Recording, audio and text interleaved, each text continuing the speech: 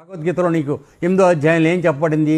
ఎవరైతే ప్రయాణ కాలంలో ఓంకారం చేస్తూ తన యొక్క ప్రాణాలను తీసుకొచ్చి మూర్ధస్థానంలో పెట్టి నన్ను స్మరిస్తూ ప్రాణం విడిచిపెడుతున్నాడో వాడు నా స్వరూపాన్ని పొందుతున్నాడని చెప్పాడు. ఇప్పుడు దీనికి అర్థం తేలి అయిందా అవలేదా? సో గురువు ఏ భ్రమర రూపంలోకి వచ్చాడో ఆ భ్రమర రూపంలోకి నువ్వు వెళ్ళిపోయే అవకాశం ఉంది. ఆ విధంగా గురువు శిష్యుడు ఇద్దరు కూడా అక్కడికి వెళ్ళిపోయే అవకాశం ఉంది. మార్గం ఇవ్వలేదా నాన్న మనకి? పూజ్య గురుదేవులు మనకి ఇవ్వలేదా? ఇచ్చారు. కానీ మనం దాన్ని ఎలా వాడుకోవాలో తెలియని దురదృష్ట పరిస్థితుల్లో వక్రమైన ఆలోచనలతో వచ్చిన కానించి ఆశ్రమానికి వచ్చిన కానించి పీఠం కావాలనే ఉద్దేశంతో ఆలోచనలు చేసి అసలు ఉన్న స్థితిని పోగొట్టుకుని ఆ మామూలు పురుగులాగానే మనం నిలిచిపోవడం జరిగిపోతుంది. ఇది అన్యాయం. ఇది కాదు. మన మన మన జన్మ యొక్క పరమార్థం వేరే ఉంది. పరమాత్మను తెలుసుకోవాల్సింది మన పరమార్థం.